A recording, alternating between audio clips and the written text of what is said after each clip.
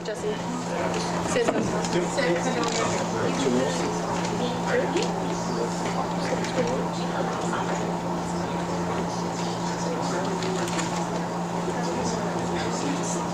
Good evening, everyone. Can I please have a motion and a second to reconvene the public meeting? Motion. Second. All in favor? Aye. Motion carries. Can we please stand for the Pledge of Allegiance, followed by a moment of silence to honor our servicemen and women? Of the United States of America, and to the republic for which it stands, one nation, under God, indivisible, with liberty and justice for all.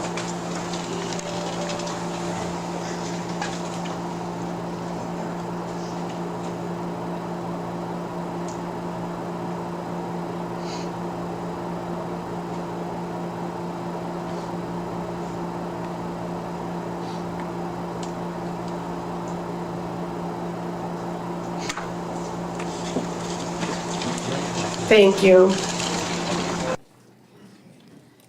Can I please get a motion and a second to accept the minutes of the November 14, 2023 meeting?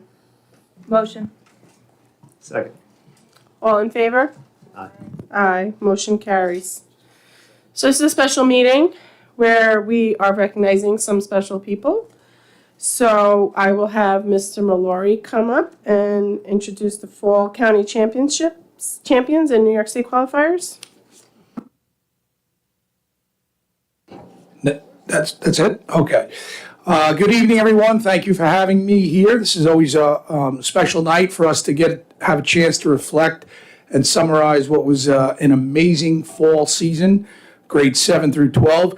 We had close to 1,000 athletes participate between OBMS, Ronk, and Connecticut High School, and they had the chance to show their skills and their talents on the new OBMS fields. We had brought some rock fields back and our brand new turf on in the stadium at Connecticut High School. And I'd like to thank the board for seeing all those projects through, and thank John Allen to my left right here, who's so involved in making sure everything is done properly. So it was a great opportunity to show off our athletes as always, but on our new athletic facilities. We had 207 scholar athletes at Connecticut High School. That means they maintained a 90 average or better, and 10 out of 12 teams were scholar athlete teams. To be a scholar athlete team, you have to have 75% of the team have that 90 average. So we're very proud of what we did academically as well as athletically.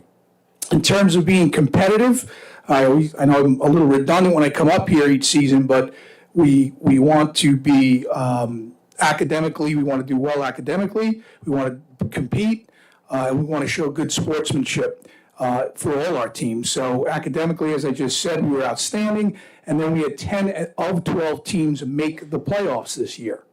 Some school districts have one or two, some school districts may even have a state champion, but to be consistent across the board is something we're very, very proud of. Some highlights: girls gymnastics were league champions. Avery Melchiona will attend the States in the spring for the beam, and we'll honor her here at the spring meeting because hopefully she'll bring home a state championship or at least place. Girls swimming and diving is in the house tonight, in the room. They were undefeated league champions and tournament champions. So tremendous season for girls swimming and diving. Girls tennis was very exciting. They had the best season in Connecticut history. The league record was 7-1. They were overall, they were 9-2. They finished second in League Two. They were the 5th seed in the county, which is the highest that program has ever seen. Tremendous season for girls tennis. Girls and boys soccer advanced to the Final Four in the AAA playoffs. They play in the most competitive division. The girls team won the County Sportsmanship Award and had 2 All-State players, which we'll hear about very soon. And finally, our girls country team, they were league runner-up.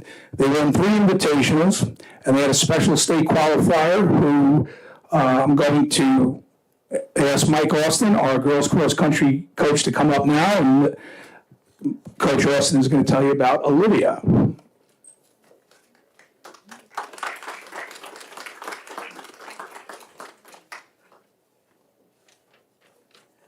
Okay, so Olivia had by far, without a doubt, the best individual season in Cadet Quad history. I know some coaches have a tendency to, look through rose-colored glasses and things, so I figured I'd just make some bullet points to kind of let you guys make your decision on that. So Olivia was the top runner on our team by an average of 30 seconds per race. She was first team all league. She was all division. She qualified for the public school state championships. She did so well there, she qualified for the Federation Championships. Now, the Federation Championships are the best of the best. It's all the best public school, private school, colloquial schools, every school in the state, 4,000 plus runners, and she qualified for this championship. Did so well there, she ended up being all Federation, which means she was top 20 in the entire state of all comers.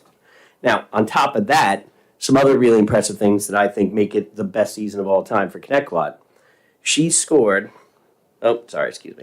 she set 8 school records in 8 different courses, 8 consecutive meets.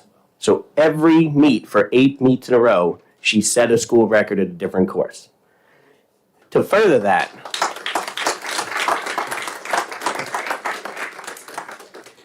I want to talk about 2 of those records in particular. In Hatton College, she set that school record by over 10 seconds. The girl that she took that record from did it as a senior in high school and ran for 4 years at Columbia University. The other one she took from Kelly Ioka. Kelly Ioka is widely regarded as the best distance runner in Cadet Quad history. She ended up being a full scholarship athlete for 4 years and ended up qualifying for the NCAA championships. This is the quality of kid that we're talking she beat, and significantly beat, 10, 12, 15 seconds. So I don't know how you feel about this, but I definitely think that was by far the best individual season in Cadet Quad history.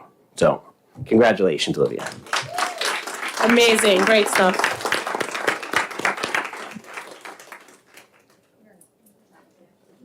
Where's Olivia? You gonna come up? Certificates?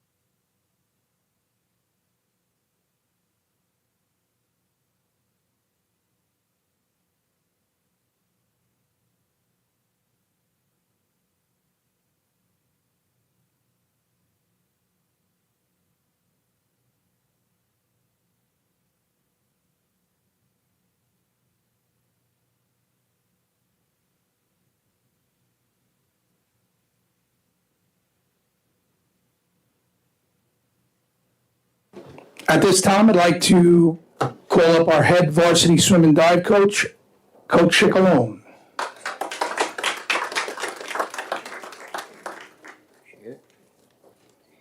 Good evening, everybody. Thank you for the board for having us here tonight. Mr. Mallory and all our administration, we want to thank you for all your support throughout the season, coming to our events like our senior nights. It means more than you can possibly know. So we appreciate that and thank you.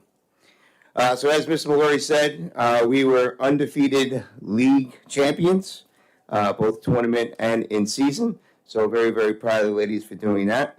This year we had 15 girls receive all league honors. 3 girls were all county, 3 were all state, and 1 was all Long Island. And all Long Island is top 3 between Suffolk and Nassau County. So I'd like to introduce the 3 girls. Lara Booth-Lam, come on up.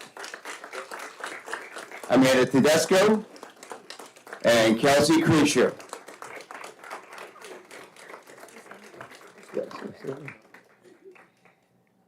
We'll start with Kelsey. Kelsey's right here. She's one of our senior captains this year.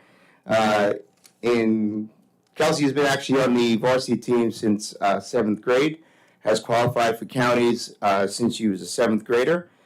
She was a 3-time league champion, 2-time county champion. She represented Section 11 in Connecticut in the last 3 state meets. This year she placed 9th in the entire state, going to counties. She was all league, all county, all state, and Kelsey this year was all Long Island, where she was top 3 between Suffolk and Nassau County. And proud to say she'll continue her journey, swimming for a great Division I program at UNCW. So congratulations, Kelsey. Next, we have our senior captain, Lara. Lara, again, has been an outstanding performer for us, big point scorer in all our meets. She was a league champion. She holds currently the Suffolk County record for 6 dive meets to this date. So she broke it last year and still has it this year. So that's a great accomplishment in itself. She placed 3rd in county this year, and she placed 11th overall in this year's state meet. And she'll be, again, continuing her journey at Division I Towson. So very, very proud of her. And then we have little Amanda, an outstanding athlete. This year she was all league, all county, and all state, which means she was top 20 in the 50 freestyle this year in the entire state of New York. That being said, is a great accomplishment, and the best thing about Amanda, she's only in 8th grade. So, if you can see the smile on my face, I have it for the next 4 years, which is outstanding. To say that I am a proud coach would be an understatement. Not only are these ladies great swimmers and divers, but they are great teammates, and that to me is more important. I've been truly blessed to have the opportunity to work with these young ladies. I'd like to thank their parents for entrusting me in our program and me coaching.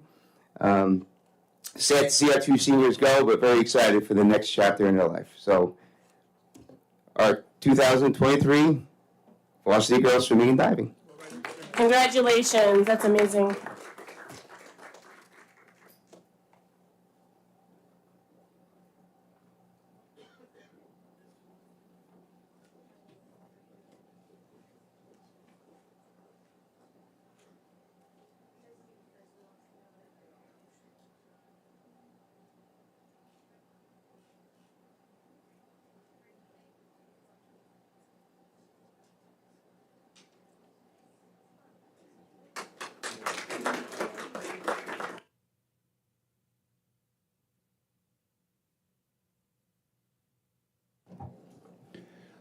So our last recognition has to do with 2 very special athletes who were named All-State in girls soccer. Before I do that, I want to thank everybody involved in making this such a successful season, starting with the Board of Education, our superintendent, Dr. Senemo, who we've seen at literally every game.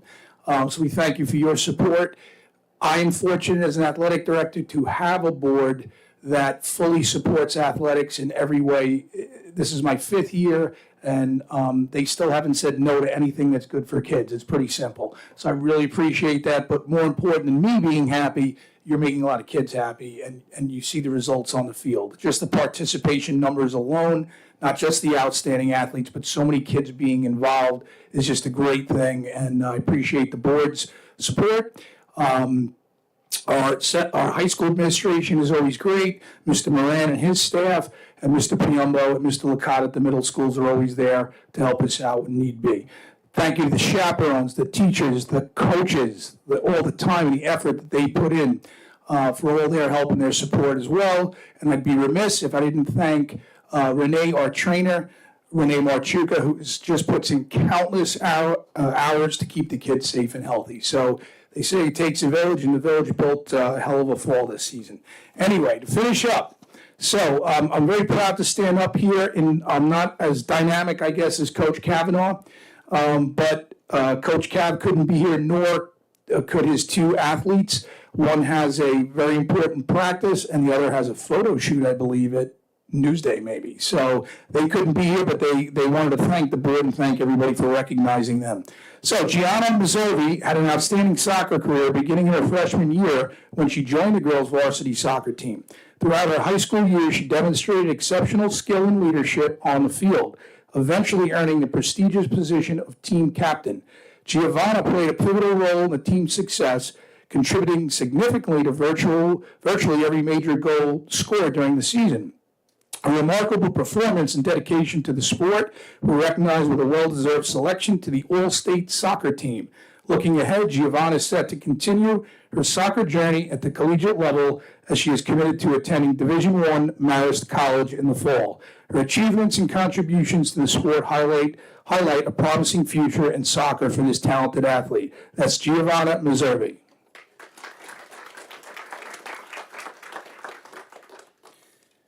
And Coach Cav's words about Kaylin Mallon. Kaylin Mallon has made a significant mark in her high school's career, achieving unprecedented success as a junior. She stands out as the first in school history to be selected to the All-State first team in back-to-back years. Kaylin's talent and versatility are evident, earning her a spot on the prestigious All-Long Island first team as well. Notably, she is recognized as an all-field player, showcasing her skills and commitment across various positions. Kaylin's selflessness is particularly commendable as she willingly transitioned to defense during crucial games, demonstrating a strong dedication to ensuring her team's success by taking on challenging matchups against the opponent's best players late in contests. Her achievements and team-oriented approach highlight her as a standout player with a promising future in soccer. Kaylin Mallon.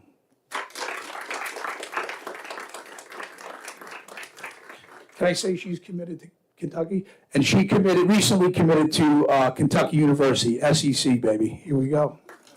All right. Thank you. I can take Giovanna's also, because I see her. Thank you.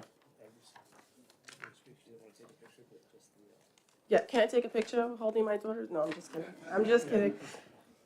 Thank you. Thank you, Mr. Malari. Thank you to all the coaches and the athletes. Congratulations. Wonderful job.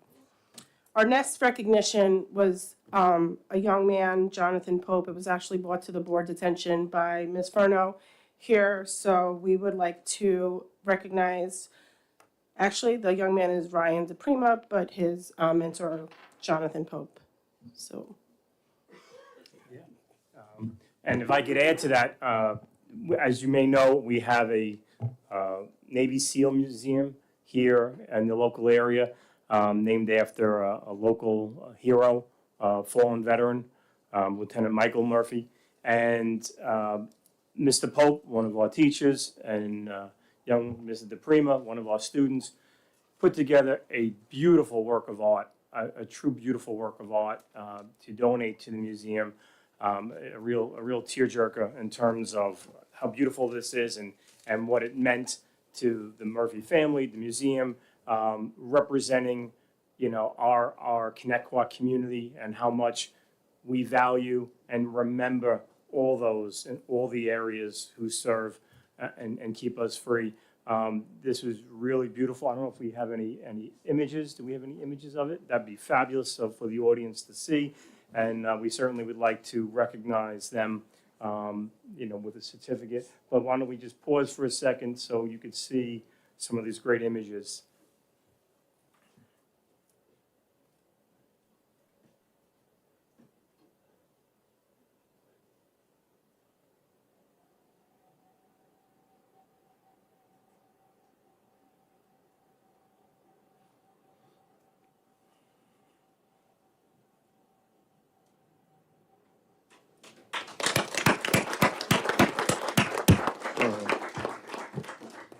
I know I've said it multiple times, that I am the son of a combat veteran, and I'm here because my father came home. But a lot of people haven't. Throughout all the wars, we just recently had the anniversary of Pearl Harbor. Obviously, this district went incredibly robust with both 9/11 and Veterans Day. very patriotic community, and always respecting and honoring the service and sacrifice of our veterans.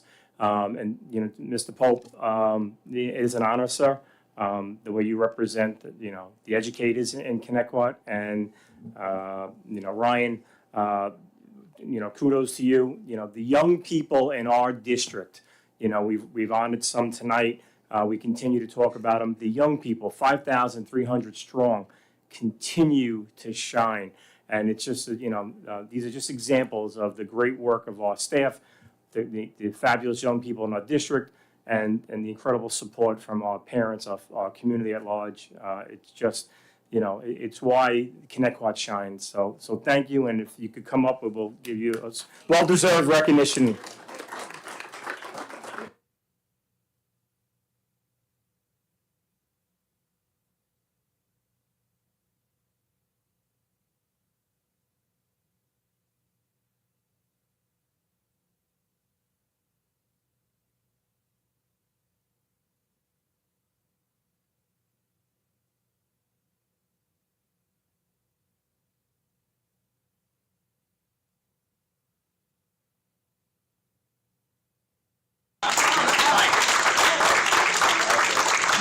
Side note, I apologize. Ryan was a student in my class last school year. This was done this school year during his study hall. So he took his time out of his day to come and work on this project outside of class. So I think that's...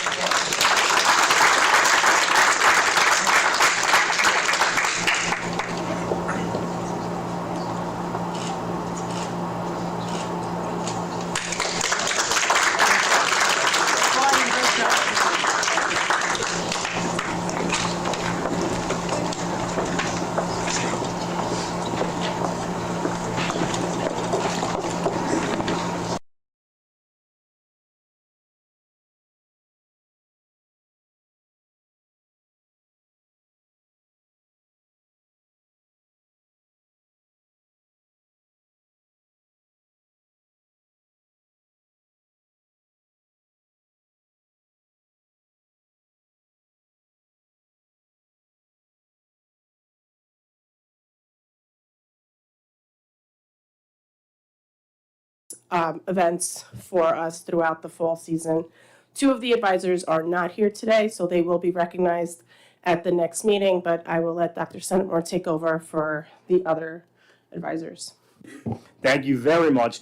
Again, as we talk about how our staff and students shine, you know, as we go from our athletic teams to, you know, our various clubs and organizations, our student government, I've worked in several districts. The work of our student government, the students and the advisors is incredible.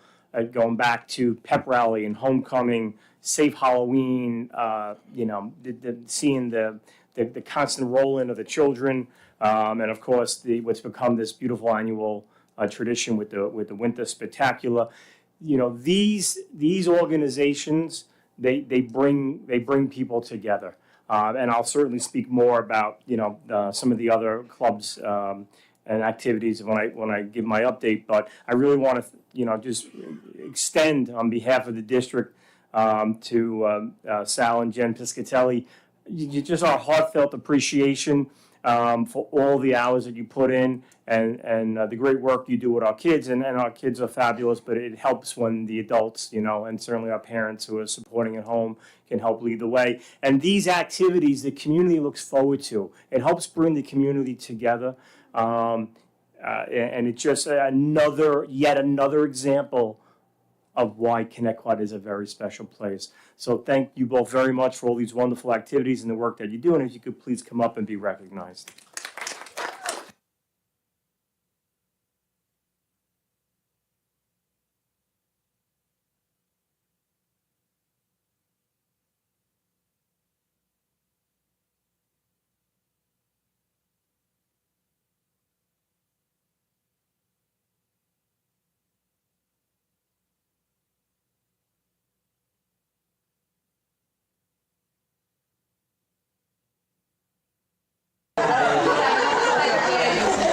I told you you should go in front of me.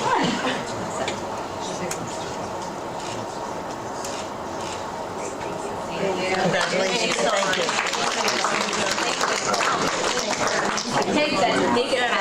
thank you for everything you guys do. Thank you for everything you do. He was like, Oh, no, that was. I was begging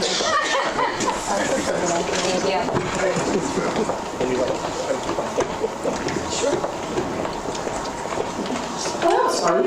It's always good to get the meeting started like that. Student government. Do we have student government in the house?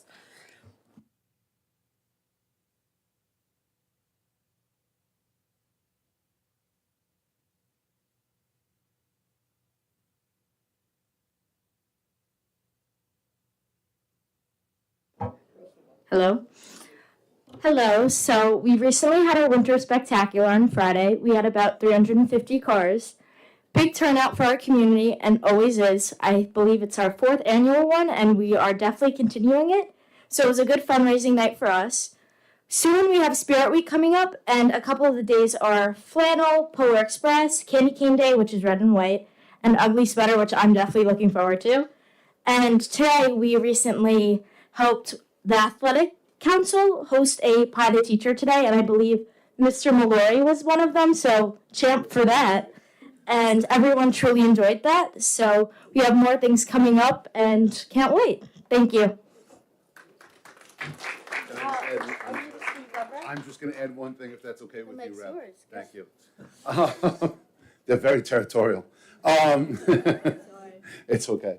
I just wanted to, the Winter Spectacular, all our events, I know you say it takes a village, and I have to let you understand. I mean, we drive John Allen crazy, so everybody knows that when it comes to our events. He hates when he hears student government is involved in something, because buildings and grounds, we have to thank buildings and grounds for everything they do. Custodial staff, I mean, everybody, the teachers, you guys, I mean, so I just want to say one thing, truly thank you for everything, because without those guys, believe me, buildings and grounds is out there doing those lights for us on their own, in their time, and they're out there helping us and cleaning up and waiting. Custodial, the mess that we leave for Safe Halloween, the kids clean up as much as they can, but again, the staff does a wonderful job, and thank you to the parents and everybody for allowing us to work with your children, and for whoever can come down. You were there as well, sorry. He came down and helped us out, so thank you again so much for everybody, so thank you all.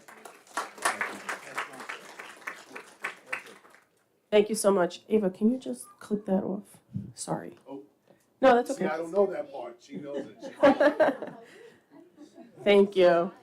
And thanks for all you do. Superintendent update, Dr. Centimore. It's always my proud papa moment. So certainly congratulations to all of our students and staff who have been recognized tonight. Keep up the outstanding work. It's been a few weeks since we all gathered, and so I hope everyone had a wonderful, very filling Thanksgiving. It's always one of my favorite holidays. We're obviously into the holiday season. I hope it's gotten off to a nice start for everyone. Happy Hanukkah. And it's just a fabulous time of year. We had an opportunity to acknowledge the great work of our student government before and all their activities. But over the last several weeks, I also had the opportunity to experience freshman awareness, and we will be acknowledging those advisors in January. It was my first freshman awareness, so I kind of felt like a freshman myself. And I have to tell you, I know it's looked at as a rite of passage, but it was really a life-changing event for me. And again, it just solidified that we have the best kids on the planet. Maybe I'm getting a little biased, as the months go on. An amazing event, and I appreciate the advisors. I appreciate the chaperones, the volunteers, PTA. It was just an amazing event, another hallmark component, thanks to the administration, certainly, another hallmark moment for the Connecticut community, which is outstanding. We had a beautiful dedication and the naming of the OBMS Auditorium in honor of the former District Director for Music and Arts, John Michael Lasher. So I want to thank the Board of Education for allowing that to happen, and Mr. Vin Malafronte, our current Director for Music and Art, Mr. Piombo, the principal, and everyone involved with that dedication. And then what was really beautiful and extra special was Mr. Lasher's family was there. His son spoke so eloquently. just a magical moment and an opportunity to honor a great person who impacted a lot of lives, students and adults in this community. So some other things I've been asked to give some updates on some various components. The district is actively hiring support staff, and we're certainly making really good strides in a lot of areas. But we could certainly use more food service workers, bus drivers, bus aides, teacher aides. So, we're doing a full court press with those efforts. And of course, if you know people who want to come work for the best school district on the planet and the best community, please encourage them, to reach out to our personnel department. Recently, we reached out to the community and a lot of the grades between 6 through 12 to look at a prevention needs survey that was organized through our district's very robust mental health advisory council. It was an opt-in survey, and we didn't get the numbers to run with it. But it was important that parents had the opportunity to fully vet it and have these conversations and make informed decisions. But I know there might have been some concern in the community that because maybe the survey didn't happen, that would hinder the district's efforts. Our student service department under Ms. Pisani have done yeoman's work in the area of mental health and wellness for our students. Again, that the advisory committee that I just referenced, cross-represented committee, we're constantly looking at ways to continue to meet the health and wellness needs of our students. So I don't want anyone to be concerned. This district really does great work, and it's an area of priority and focus for us. I was also asked some questions about what do we do in terms of SAT prep. We've had students taking SATs. We do have SAT prep courses in ELA and math for our students, grades 10 through 12. And additionally, over the past 2 summers, we've used federal grant money to offer SAT prep coursework in August through Scope Education Services, and that was free of charge. So there is a lot of work done there. Recently, our district, as part of most districts across the country, have been participating in what's called the Hour of Code. And our students of all ages, I pushed into the elementary classroom recently. It's incredible what they do in terms of coding. And so this is a great event, and kudos to our staff and our students who've been involved with that. I'd like to thank the Transportation Department, Mr. Hauser, for their work, and as well as the Transportation Safety Committee with input from our community for implementing the change with our second grade drop-off protocols. And that's now, I think, in its second week in effect. And I know a lot of communication went out, and there was a lot of legwork involved. So thank you for that. Talking about pushing into elementary classrooms, our high school students, whether there are athletes, our honor societies, our high school students are constantly around the district pushing into the elementary schools. It's just amazing the amount of student-to-student mentoring and teaching I see taking place. And again, we have the best staff, but when you have older kids coming in to work with younger kids, they're like rock stars to them, and it's so impactful. And they really are tremendous ambassadors. Speaking of ambassadors, our high school just recently hosted Unity Day, hosted 8 other schools. And again, it's a celebration of the diversity of both our community and our Long Island community. And to see students from multiple schools come together and work together, again, was great. I appreciate all the work done by our advisors, and we were certainly very gracious hosts, and it was a beautiful event. The holiday concert season is in full effect, and wow, are they putting on shows around the district. And don't worry if you haven't had a chance to go to some yet, there's more this week. And into next week, our music program is outstanding. Our student performers, orchestra, chorus, the choirs, just really, really amazing job they're doing. Our marching band just recently went to Philadelphia for the day, and they participated in the Philadelphia Holiday Parade. And that was just incredible. Right after Christmas, but right before New Year's, our Ronkonkoma Middle School Soul Singers, they're going to be the opening act for the Rockettes at Radio City Music Hall. You just can't make this up. It's just incredible. And I know you can get tickets for that. It's on December 30th. Just kudos to the 30th? Yeah. Just so very, very proud.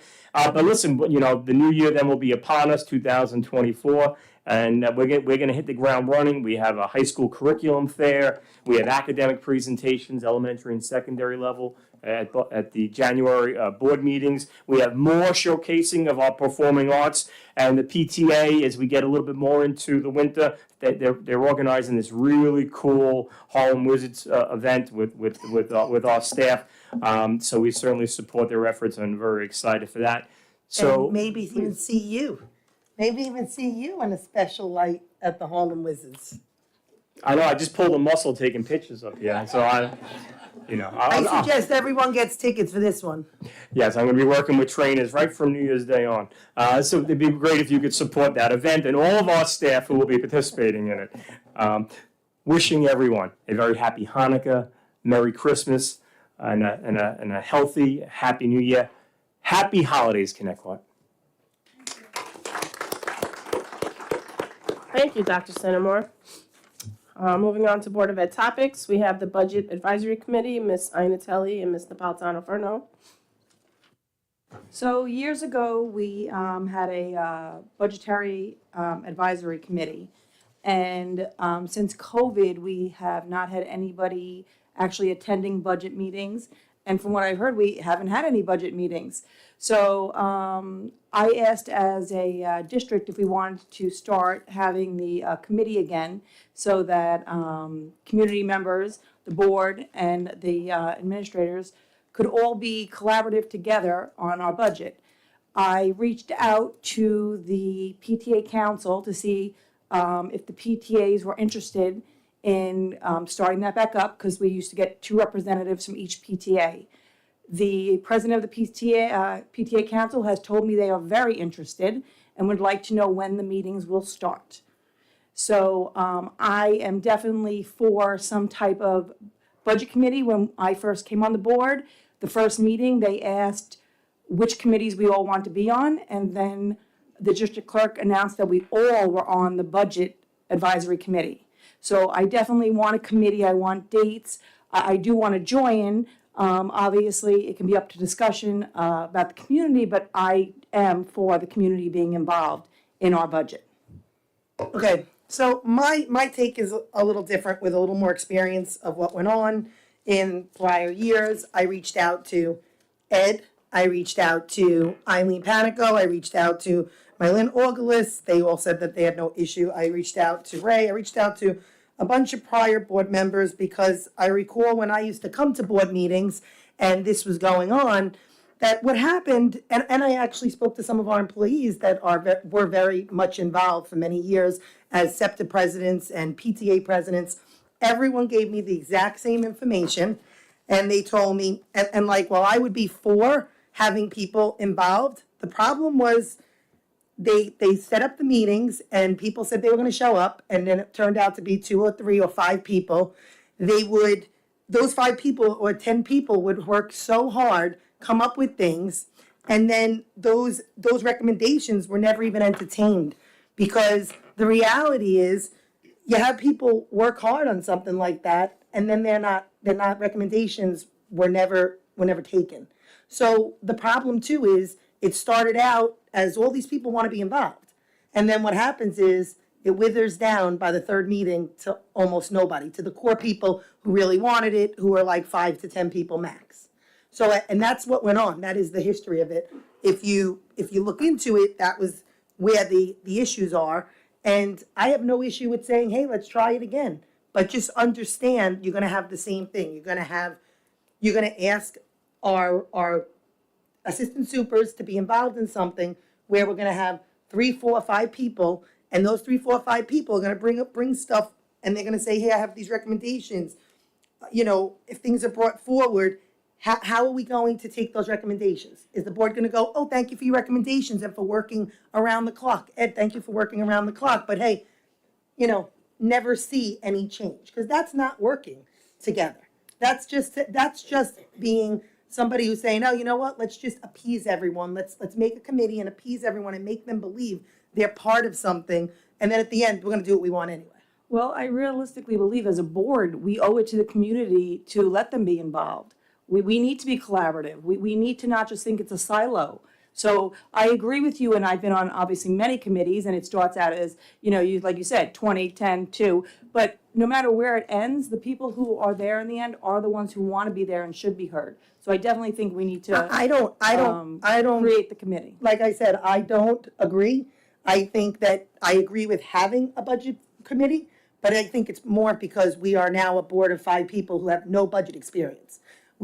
Our budget experience is me being on the board for 4 Don't years. speak for everybody else. You No, can speak for well, yourself. I can speak for you, because if you can't No, file actually, you taxes, can. then you definitely aren't somebody I'm gonna think This is is gonna not make board sure that. business, not board it's- business. Like I said, you're not someone, in my opinion, that I'm going to take your recommendation. If you didn't file taxes when you did PTA work, you're certainly not gonna be somebody Let's that just I stick to the think- topic at hand.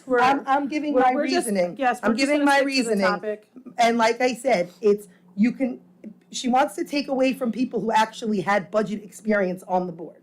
You can't take away experience and say you're an accountant. You're not an accountant. We had accountants on the board. Accountants were able to check and balance. Accountants asked Bob This questions. is why You're we need asking all the Bob- community, so You're everyone asking is Bob involved. questions constantly through emails. That is against open meetings law. You violate open meetings law because you I don't don't want to agree ask with those you. questions in public.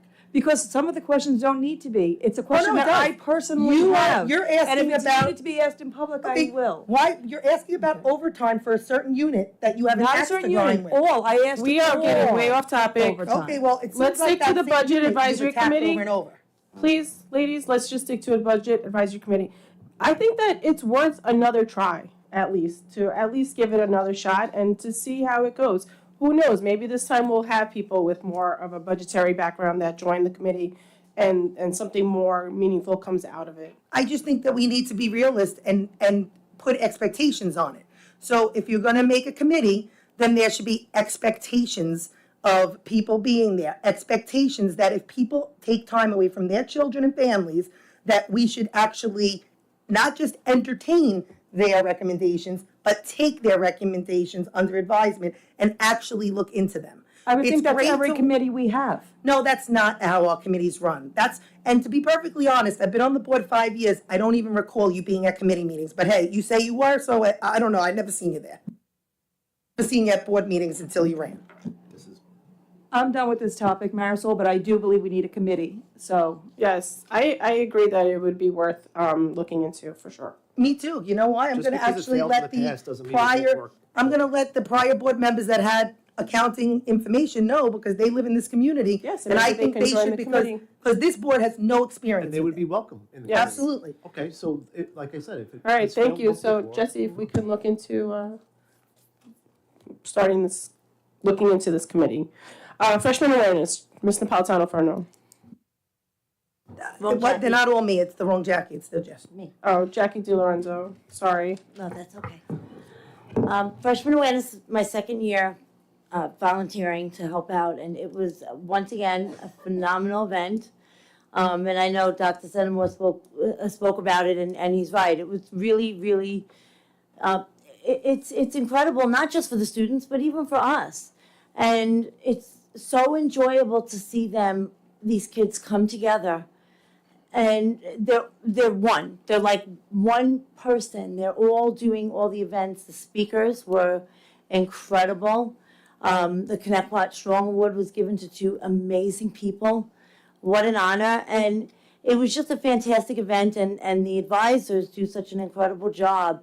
That is a large group of children to handle at one shot. And what an amazing job that they do. And it's a pleasure working with them and working with the PTA that I was there with. I did not stay overnight. I stayed as long as I could. Paid for it anyway because I had no voice for about 2 weeks. But it was an amazing, amazing event. So I know we're recognizing them. We were supposed to recognize those 2 advisors tonight and they couldn't be here. I definitely look forward to recognizing them at the next meeting. Thank you to everybody that was involved with that, the student helpers. Everybody was just incredible. Amazing event, once again. I want to add to that. I did stay overnight for the first time in the last 5 years that I've done it. But for those who know that, they'll know I was keeping security company. Security was amazing. They were like, they were amazing. Thank you, Adam and Don. Please let them know. They were, every kid, every little thing, they were right there. Our custodians, they were incredible. Bringing out food at 1 o'clock in the morning, bringing out drinks for the kids, making sure that kids who were hungry made sure that everybody ate. Thank you to all of the chaperones. Thank you to admin that stayed and that took care of a lot of things. Thank you to our incredible 2 advisors. Most people don't realize, I know, April, you had asked about, in an email about freshman awareness versus like pep rally and homecoming. And I have to tell you the difference so you understand with the budget lines. Freshman awareness is actually a curriculum-based event. That's why it is funded under its own budget line, and the board had to do that years ago in order to maintain it and able to make sure we get the food for the kids, make sure we get the shirt. It's an actual curriculum program. It's wonderful. The mental health that's included in it, the life lessons that they learn. The speakers that come. Amazing. It's amazing. It is, but I don't think many people understand the difference between that being a curriculum-based event versus a homecoming dance, which is a fun event, but it's run by a club. So the club has to raise money, and they use money through that. Through something like Freshman Awareness, it's an actual budget line. Freshman Awareness years ago wasn't as big as it is today, and I give credit to Michelle Goodwin and to Gina Senft, 2 incredible teachers who I have noticed in the last 5 years step up any time we need them to. Anytime we need them to jump in and be a chaperone, jump in and do this, they are incredible. The only thing I will say, if they're listening tonight, is don't ever be Miss Goodwin's, right hand. I've done it for 2 years, and everybody in staff and the kids all were laughing because she definitely gives me a run for my money. The way these advisors run around at 2 o'clock in the morning, 1 o'clock in the morning, and they're just barking orders to me. I'm like, oh my God, everybody slow down. But the kids in the hallway doing the fuzzies, it just is beautiful. And again, thank you to everyone who helped, whether it be staff, the chaperones who stepped up, they were amazing. Thank you to, like I said, the custodian staff that cleaned up. I mean, we were making a little bit of a mess during the dance party. I mean, it was a lot of fun. Like I said, security made sure the kids were secure and safe. Every time I stayed in the hallway and I walked kids to the bathroom, they were right there. Jackie, you guys need anything? What do the kids need? I'm right here. And the custodians need drinks, just incredible. So thank you, really. I absolutely love Freshman Awareness. Couldn't tell. But yes, Freshman Awareness is a great event, and seeing the smiles on the kids' faces is awesome. One more thing. Okay. And your girls, both of your girls beat us. It was an embarrassment, Dr. Sensimore. We got beat by the kids. The adults got beat by just a couple of kids, but it was, they wanted to do tug of war, and we let all the kids do tug of war, and we clapped, and then the kids said, no, you guys go up there. I'm like, this will be easy. Come on, Dr. Sensimore. And so embarrassed. I'm never doing the tug of war again. They were tough. But yet, come watch me play basketball against the Harlem Wizards in 2 months. They were strong. Tough kids. Your kids were strong. Length of Board of Ed discussions, Ms. Iannatelli. So many community members have reached out to me about the time that we take during board discussion. They wanted to know if it could be limited since they only have 3 minutes. They would like us to only have 3 minutes. It also, they have said that they turn on the meeting. 30 minutes later, we're still on the same topic when they come back. I can't remember everything that everybody wrote to me, but it was just numerous people. So I figured I'd take the opportunity to let you know that there is no limit on the time that board members can speak. That board discussion is here to let the community know what is going on in the district, business-wise, social-wise, any aspect of school business. Go ahead, Jax. No, go ahead, let finish. No, I just wanted to let Okay, them. Go ahead. so I had written back to April in an email for transparency that there is another bit of history. This Board of Education topics only started a few years ago when our awesome district clerk, Jesse, made it a little bit more organized for us, for people like me, actually, who wanted to put a lot of things on and had a piece of paper a mile long, and we're gonna go bullets at a time. And instead we made it where it was just more organized. But the reality is, when I first got on the board, I would come in and people would have a piece of paper with what they were gonna talk about. And after whoever spoke, after student government, we would have board discussions. The board meeting is technically the board's meeting in public, as if almost there's a piece of glass in front of us. That's how it was explained to me by older board members. And we're supposed to be doing our business as if it's like normal, like you're not really here. You're here listening, but technically we are supposed to be talking amongst ourselves, which we don't. The reality is, if you read our emails and then you saw this, like Brian had said to me at one point, it is totally different. So the reality is, this is supposed to be, a lot of things we talk about, whether it be an email, whether it even be an executive, technically is public conversation. There are questions that maybe the community wants answers to. We're allowed to bring up as much as we want because the meeting is supposed to be us bringing it to the superintendent, us bringing it to his cabinet through him to get the answers. If we don't do that, then what is the purpose of having board discussions? We just come to the meeting and we just rubber stamp everything. We just yes, everything to death. That's not what we're supposed to be doing. We're supposed to be questioning. And if a community member comes to us and says, hey, Jackie, I have an issue. Hey, April, I have an issue. We should let the community know. So thank you for bringing this forward, because we should let them know. And I firmly believe it's not a huge percentage of people, because every topic I bring up, it means somebody came to me and asked me a question. And a lot of them I don't even bring up, because if I brought up all of them, we'd be here all night into tomorrow. Thank you. CTA emails, Ms. Napolitano-Furno. So I have been the recipient of many, many CTA president emails. It's not so much the CTA, because I don't want to speak about a whole union, because that's not right, because it's not them. It is actually the CTA president, who continues to send emails to the school board, specifically looking to, either browbeat a board member because they won't bend the knee to him, and that would be me, or he's looking to pierce the cap. So for full transparency, we received an email, and the email is stating that we don't have enough mental health people in our district. And it seems a little strange to me, because in the last 5 years that I've been sitting on this side, I have seen a rapid decline of enrollment in this district, rapid. And if you look, we did a projection last year, and it's rapidly going to the point that they were talking about closing a school in 5 years. That it was something that was entertained in here is your numbers in 5 years. If you don't get younger families to move in, there's not more children coming in, or children go to private schools, or whatever the case may be. And we're being questioned about mental health services and staff, when we have the most mental health staff that we have ever had at Connecticut, with over 100 students, I was told today, over 100, staff members.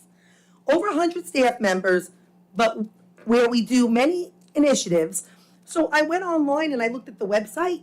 There is more initiatives. Bravo to the director of mental health, because there is so many more resources between webinars. You can watch little short videos. You can find things out about drugs and alcohol, about suicide. There are so many that we have a drug and alcohol task force that I'm on and April's on.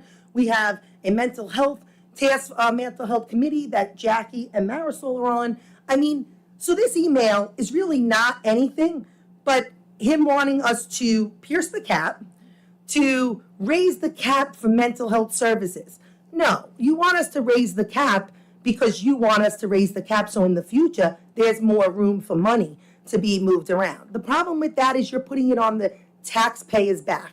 I am so strongly against this, so strongly against this. You can be for mental health and take the 100 staff members we have and use them effectively and efficiently.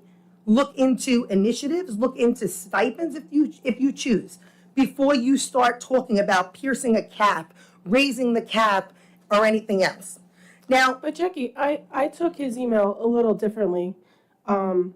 First, it was actually addressed to me, the email, but it was to all of us, I guess. it's the entire board. He can't send an email, Marisol, that just goes to the board president. It's the board No, I president on understand behalf of the that, whole which board. is why nobody responded to the email, and we are discussing it now.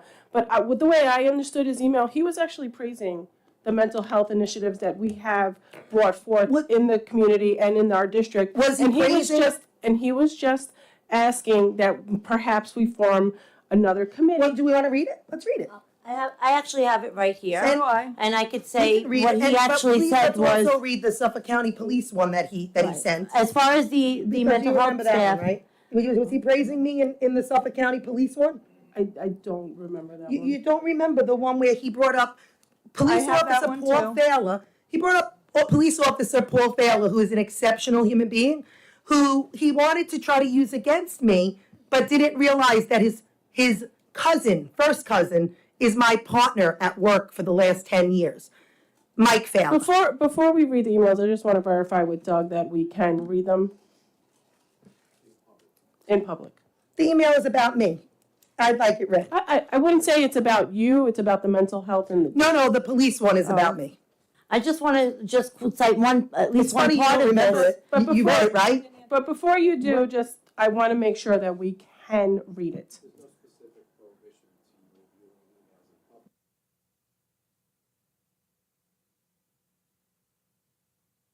It only references me, and he likes to browbeat me about supposedly misrepresentation of me supporting the police and facilitating more of a police, encouraging more of a police presence in our school district, stating that I Actually, didn't do that. I do remember that email. Oh, you remember it? I do. Oh, okay, Marisol, thank you. The answer to the question is you may read them, they'd be documents that would otherwise be available under FOIL. I would love to read it because the one about me is entertaining for the community to see what we deal with. I want So, to. Miss, if you have it. If you Yeah, I do have it, and the part that I want to cite is about the cap. He absolutely is looking to pierce the cap, and he states in here the 2% tax cap is a huge deterrent to being able to hire more support staff. So we have a tremendous staff, an incredible staff. They do. I'm on the Mental Health Advisory Council for the second year in a row. And to say that the cap is a deterrent to hiring more, this is his desire to pierce the tax cap, as you said, just to give him more room so that he can have a little more wiggle room to use the taxpayers' money. That's that one part in there. It also What I'm feels going to like, say is that just because we don't agree with one part of the email, when I read this, I also took it differently too. I didn't agree with the cap, and nor would I ever initiate that. But I do agree that he's willing to, as he writes, they're willing to help put together the task force and work on this to confront the issue now. We have a new superintendent, and even though we have a past history with the president of the CTA, I think this is our opportunity to work collaboratively with the Teachers Association and the board to work together for the children. Free things in our board we get every month. It says mindfulness programs. What does data say? These are free things that we can do. and you could thank us. We actually approved those be brought in. Since I've been on the board, I have never not approved a mental health anything. I have nonstop brought in and said yes to everything. I have advocated constantly, but I'm seeing through what you don't want to. Right, because I'm And trying that's to because think positively. All right, so then I will be positive. What I would How like about to we know is do it? why is he not on the Mental Health Advisory Council if he cares so Well, much I'm about wondering mental if he health? knows that exists. That's what I was going to And say. That we I'm sure he have knows this- it Well, exists. And I'm sure he knows it I mean, he's exists. been in this district many years. So I have to say, April, I appreciate what you're saying, but let's be honest here. Did the email where he ripped me for misrepresenting being a cop? Do you think that was a good email, right? That was a personal issue, but I'm. What's a personal issue? That has April? nothing to do with I don't you. even It had to talk do to with the you, man. and I'm going to talk about the kids. No, but it's And the sent fact to that he our wants to help professional children email. It's sent to collaboratively. our professional email, Again, I don't and want- it's stating I don't about care our about school personal district and the issues. police department. I don't care about personal issues. Can we just one at a time speak, just one at a time? Well, like I said, I would entertain this after May because something tells me, and I might be wrong, but that the CTA president and I wish he was here because I would love to ask him personally. If he's doing this all because he wants it to look like our district is in a crisis like it's never been in before, and in May he's going to fix that crisis. Well, I can tell you we're not in crisis.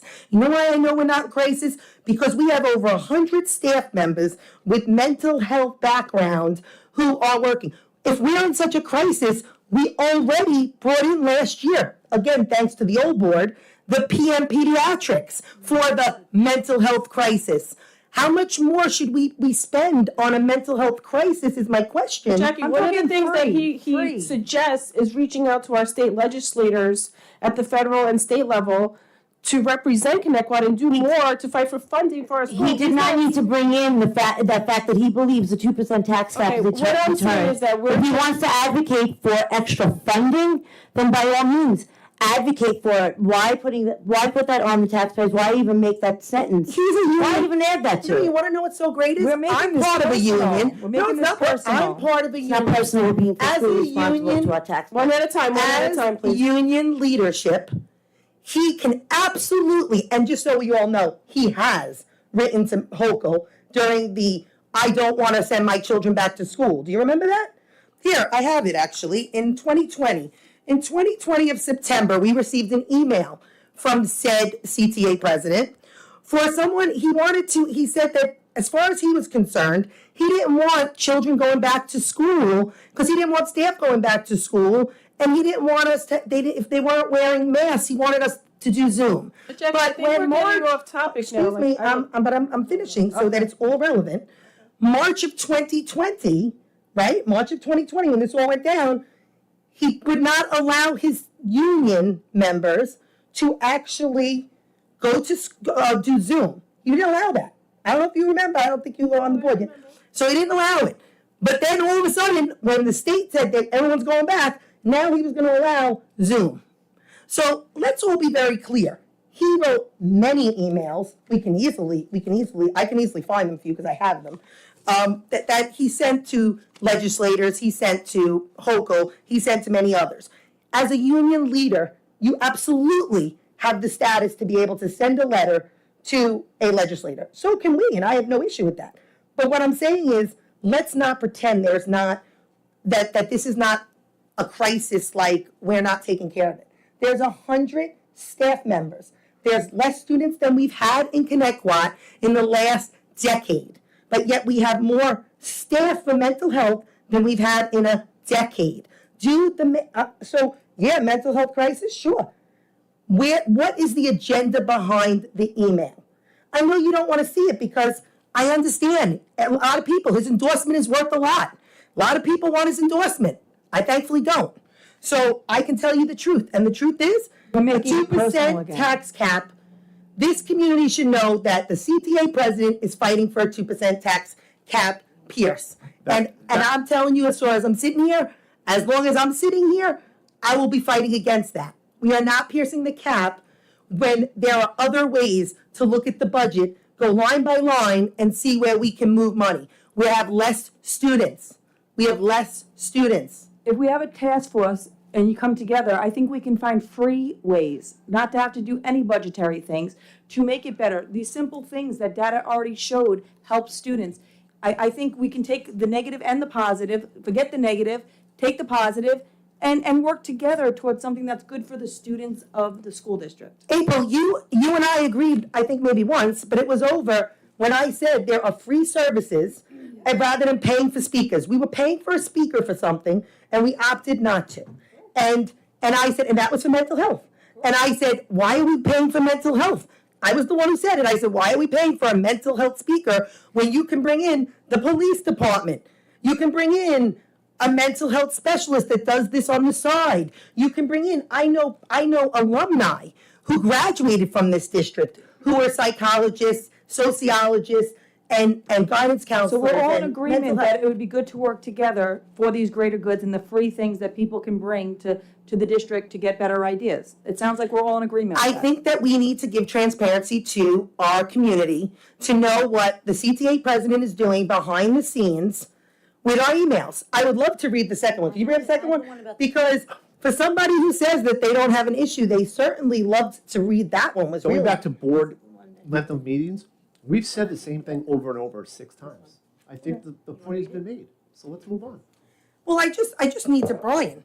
We got an email that that email- says that makes it more misleading. personal. I got 50 No, emails today from you misleading guys. statements. 50.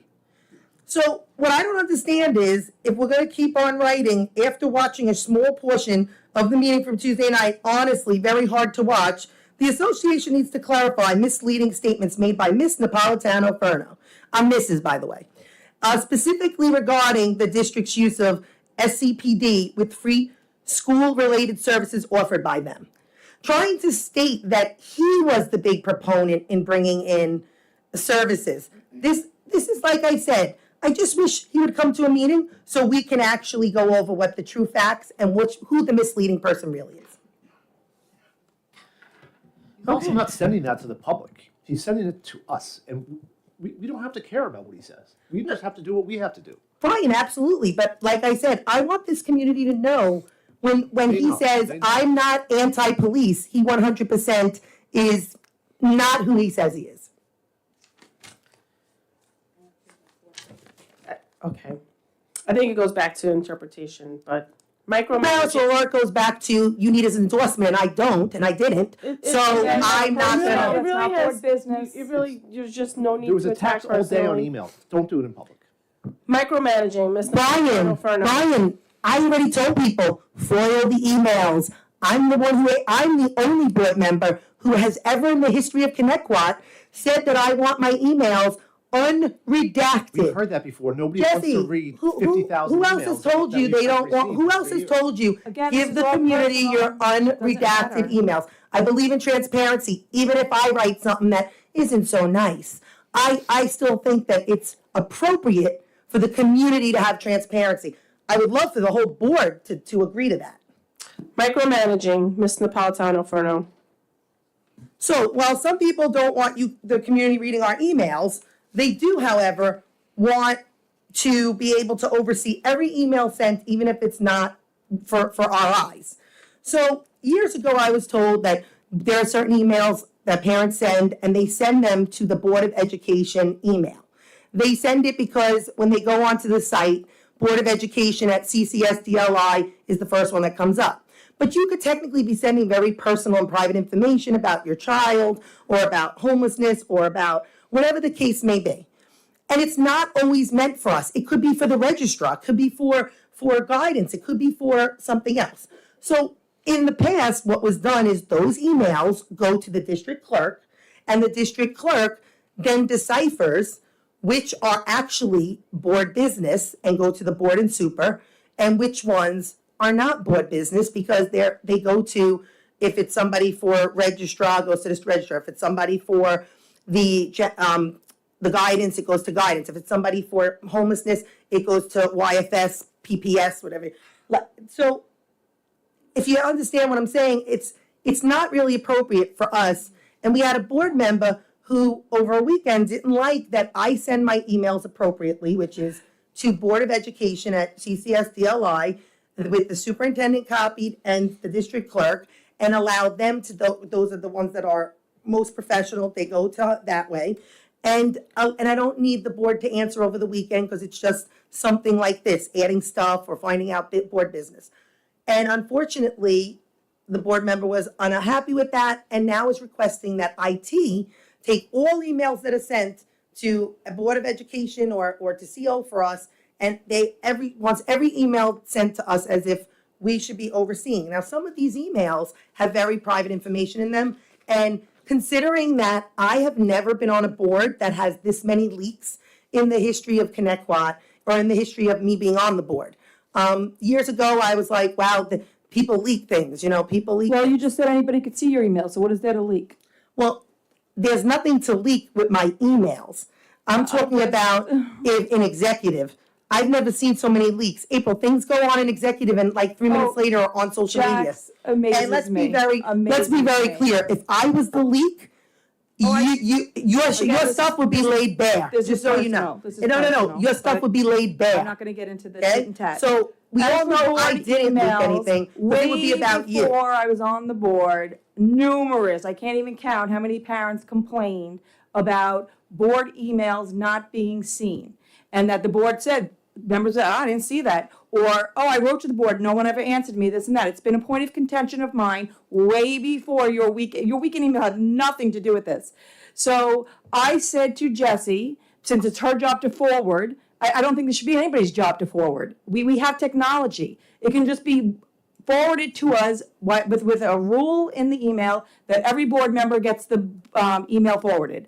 The board email is called Board of Education. If you're emailing the Board of Education, that means that at some point, no matter who it was for, the registrar, the superintendent, whomever, you sent it to the Board of Education. So that means you wanted the Board of Education to see your email. We have a lot of emails in this district. I mean, I can't imagine. It's probably in the thousands. So if they're picking Board of Education, I do believe the Board of Education should see the email. I do agree the district clerk should still go through and send to whoever department she believes they go to, but not to the board. The board should just receive the emails. I think, if you, I understand where you're coming from with that. I think the most egregious part of your email is that you had said you are letting us know you will be having IT added, and that you were just giving us a heads up to let us know that you will have the box. So, I think that's the issue here, is that you decided to just go ahead and do it without having a discussion with the entire board. Well, I didn't And think it needed to be a discussion because it's a Board really- of Education email. It's You're only you one were board adding member. it, you were saying you were having it added to your account We have without one even at a discussing time. it. Please, ladies, us. one at a time. You need to have a consensus with things like this. Okay, so You are not a one-woman show, neither am I. Take a vote now, but your email is already there, you already said it. It's kind of like when you send emails that say things to us like, what was the? Let's not, I'm not gonna sit here tit for Raise your tat, hand I at home can't if you're even. having fun. Is this No. fun? That's Be very careful. Marisol, can you just? Be very careful. I don't know about anyone else, but I'm never very careful. And I was told, be very careful. Please don't send me those kind of emails because I'm not gonna take orders from you and I'm not gonna be careful. Okay, so we are again digressing. We are going to stick to the topic at hand. So board emails. Yeah, can we have Jesse weigh in? I would like to know what I was saying, how much of it was, if you could weigh in on board emails, please. I mean, for the most part, minus like spam, and like minus spam and emails that directly aren't for you guys. Like someone will email me, they're applying for a job and they graduated in 1998 and they need their transcript. I just forward that email to the registrar. I don't send it to you guys. I don't think it's meant for you guys. I think they just think that email was easy to find on the website. For the most part, most other things go directly to you guys. From me, if it's something that does need to be addressed by guidance or principal or something like that, I do send that off separately after I share it with you guys and send them a message that looks almost like an auto response that the email has been received and shared with the board for their review. That's really the key, April. You can't write emails if you have a problem with people talking about them. They're not, it's open government, open meetings law. You can read my emails if you like out loud. Rex, were you listening to Jesse when you asked the question? Good. And I would also like to say to Jesse this. I trust you. I've trusted you for 5 years and I will continue to trust you. You do a great job.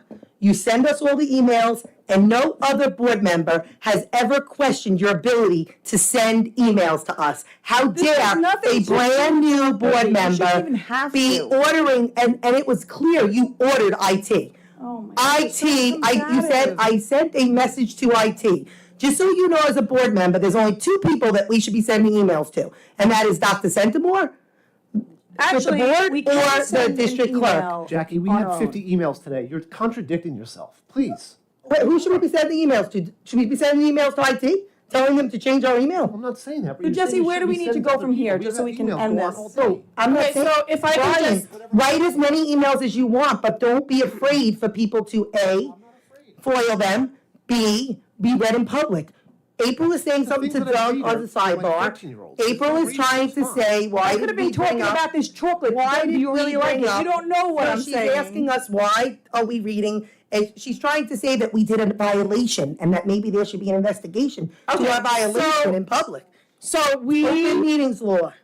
are going to give our opinions, and while, Jesse, I don't believe that it is micromanaging, and I believe you do an amazing job, I think that April has a good point, and if the emails are sent directly to us, and then you could still review and send wherever they need to go, I would be for that. Brian? I'm for it. I'm against it. I'm not. I'm for it. I get so many emails anyway. I'm not gonna respond. We're not supposed to respond to anyone, so I'm not going to. So 3-2. Oh, And Jackie, I'm sorry, the majority it's not that I don't spoke. trust you, but Okay. All you did was just prove that you need to micromanage more. Connect Holiday Spirit, Miss DiLorenzo. Okay, I'm gonna turn this around. I can't wait to turn this around in May. And we gotta turn this around, trust me. So I want to talk about our Connect One Holiday Spirit, because I just think we do such an amazing job from what we do at the schools, all the individual events for the elementary kids. The Winter Wonderland was amazing. We drove through there. And I have to give a special shout out to somebody who was sitting up here who did not mention something else he did. We have our very own Santa Claus up here. So thank you to Dr. Centimore for being an amazing Santa for the Bohemia Civic Association. We had an event and we did a little story time. And somebody else up here was Mrs. Claus. And it was a lot. It was a lot of fun. We read to the kids, and then there was a magic show. But I have to tell you, you are an amazing Santa. Thank you so much. Your love for the children and doing things for them, it shines through. It comes through, and it was incredible to watch because it's really genuine. And I can't thank you enough. My kids loved it. All the kids, my nephews were there. They loved it. And thank you so much for doing that for our community. Thank you very much. As Mrs. Claus, you are a very tough act to follow, but it was very convenient considering all the servings that I've had since Thanksgiving, to be able to fit into the suit. So I do appreciate the opportunity from the Bohemia Civics and the Historical Society, and it was great working with you and reading the stories to the children. You guys both did an incredible job. I'm sorry I couldn't be there, but I was so happy when people sent me video. You guys did an amazing job, and I did advocate to see if you guys would go around our district and visit our elementary schools as Santa and Mrs. Claus. I think I'm gonna need another year to push you guys a little bit, but I just think it would be so nice. I know that not everybody celebrates Christmas, but I'm about saying Happy Kwanzaa, Happy Eid, Happy. I don't know how to say it. Diwali. I just want to say it wrong. Diwali. Happy Hanukkah. It doesn't have to be. It could just be something fun. Send Frosty around. Either way, you could dress as Frosty. I just think it's so nice to see a board member and a superintendent who really go out of their way. They already do so much on their own time, but now they're doing this too. So really, can we give them a round? Thank you, Jackie. New math program, Ms. Napolitano Furno. There was some contention about the new math program. There was a lot of parents are upset about what's going on with the new program. I know it's only 4 months old, so I understand that we have to work some kinks out. I get that. I'm trying to find out what exactly are we doing to try to work those kinks out. What are we doing to help students? I was told by a bunch of people, and actually not you, I should have asked you, about how many kids are in the library. We're seeing more and more kids in the library getting tutored for math. So, and I'm hearing it's starting in middle school. They're saying that from middle school to high school, kids who are accelerated, kids who are normally do not have an issue with math are having major problems with math. I would really like us to get for next meeting or the following meeting, an update on What are we doing to try to bridge this gap? I mean, as it is, we're already bringing in a new program that some parents are not liking. Some students are having some hard times with it. And we're already, so that's one piece of the puzzle. And then the other piece is now we have 3 times the amount of students at the library getting tutored, and their parents are paying. So we have to remember that there are district funds that come in, and that I would advocate when we go to budget season, and I don't know if I'll have support for this or not, but I will advocate for it, that maybe we should cut some of our math classes to smaller class sizes. I fought for that in the elementary school, but maybe we can do that in the secondary, even if we just do it for a year or two, and bring in another section at OBMS, another section at RMS, another section or a few sections at the high school, whatever it takes. I would honestly think that this year one of our wish list pieces should be to try to get more children away from the tutoring. Tutoring is fine to reinforce, but if the tutoring is to help them actually learn the basics that they should have learned in class and maybe they're getting lost, if there's 25 kids in class or 28 kids, we're asking one teacher, again, to help that many students. It might be too many in a class for right now in order to combat that. That's just an idea I have because I'm always for small class sizes. Is it something that we could fiscally do? Could we afford it? I would love to know. I think we need to think of something, think outside the box. If you're going to bring a new program in, what are we going to do to help that program next year? And what are we going to do this year to help these kids be successful in that program? Because they're not being successful right now. And I know people say to me, oh, we're going to show you the SAT scores. We're going to show you this. We're going to show you that. What I want to see is less kids that need the extra help. And I want to see them understanding it. Because kids who don't understand things create more anxiety, which creates more mental health issues. Thank you, and I'll quickly start the conversation, and then I'll pass the baton to my esteemed colleague to my right, Ms. Poppy.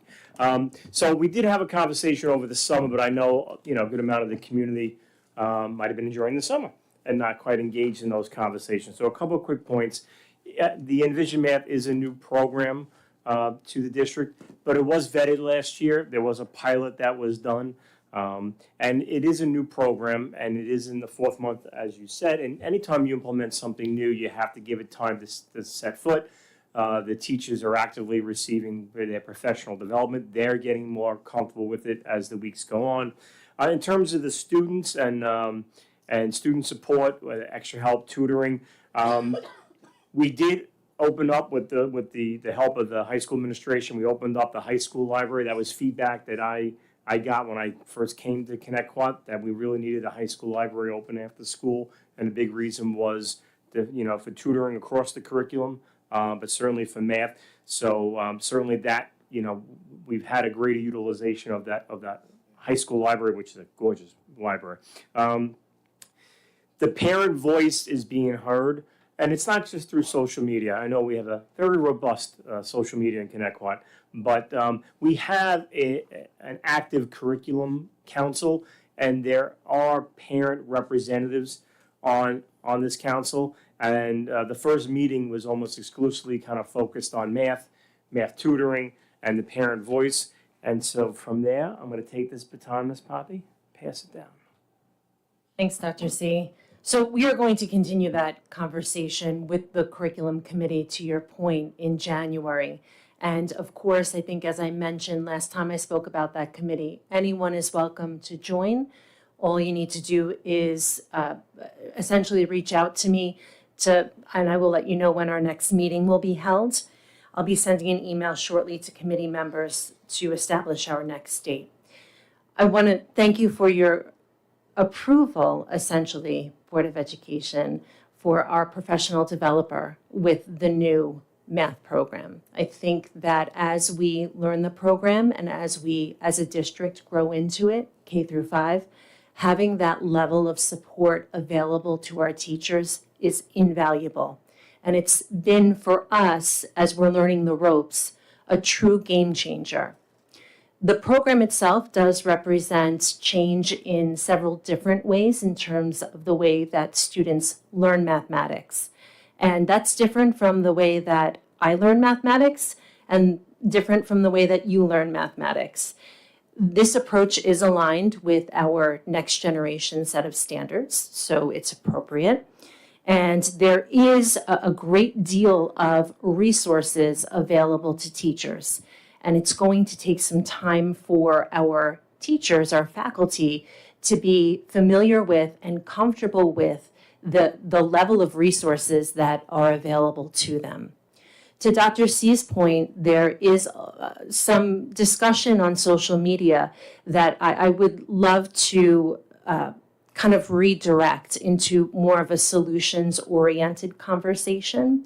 So first of all, homework that's going home is not meant to cause anxiety. And I'd like to publicly encourage our families that if their children are struggling on homework problems, to have communication with their classroom teachers to indicate that. It shouldn't be a source of frustration or anxiety at home. And we've sort of reiterated that with teachers, and we're going to continue to reiterate that message. If there are specific solutions for which you're seeking feedback or specific issues for which you're seeking feedback relative to your child's experience, I encourage you to speak with your classroom teacher or your building principal, or contact Mrs. Berger directly, and we'll go ahead and sort of learn through this process together. Your feedback is truly invaluable, but I would very much appreciate it if we remained solutions focused in terms of finding the right mix of resources and the right approach for our students through the areas where they're experiencing difficulty.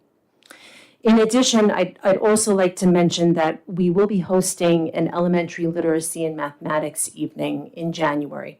Last day of January, the 31st. It'll be held at John Pearl Elementary School between 6 and 7:30 p.m.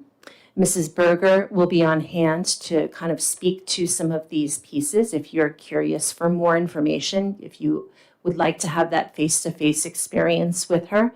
She'll be speaking about Envision Math and about the approach and the resources and our students' experience thus far.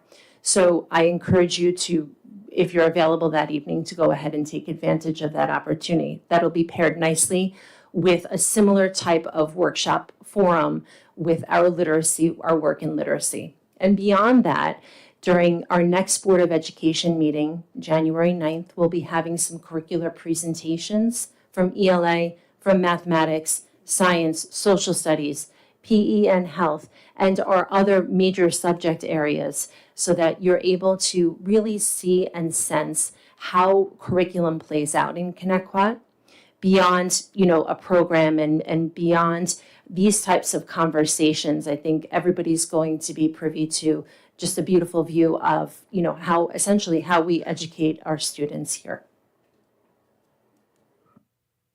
Thank you. Opt in, opt out, Ms. DiLorenzo. I wanted to bring this up because I'm not on the policy committee, but what I would like to do is advocate for some sort of policy with guidelines as to when we do opt in, opt out.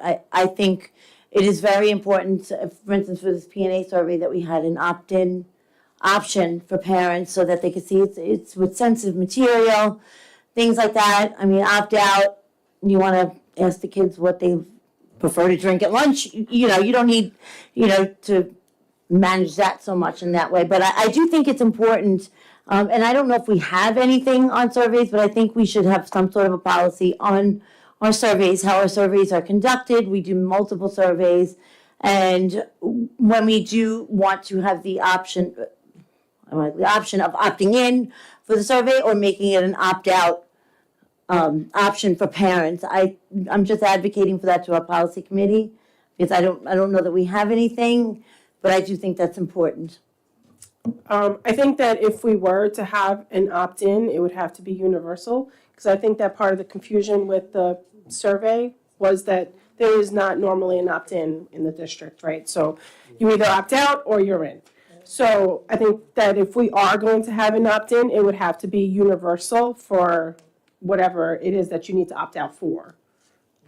And I can understand that, but some things you don't necessarily, like I said, you could have a survey where you don't necessarily need. I mean, a lot of people are very used to with the assessments that it's always opt out. But I do think even that, maybe we should look into having it as an opt-in. A lot of parents are not, they don't check their emails, whatever it might be. It does bring in parent accountability, makes them more involved, and I think it's very important, especially considering some of the more serious surveys, such as the PNA survey, that are very sensitive topics that are discussed. So I just think it's something that maybe can be addressed during the policy committee to look at those different options. Right, I don't disagree, I just think it should be universal. Fame, Ms. Napolitano. So I wanted to find out where we're at. I had a parent reach out to me, and I did tell that parent to reach out to the board, and so they sent an email to the board in regards to a dance program, bringing in a competitive dance program. And I had said that for the past few years, I think it was it 2 years ago, Mrs. Poppy, it was 2 years ago, right? So 2 years ago, we went to Hop Hog. We saw an amazing fame program that they have there. We brought in the broadcasting piece of it the following year.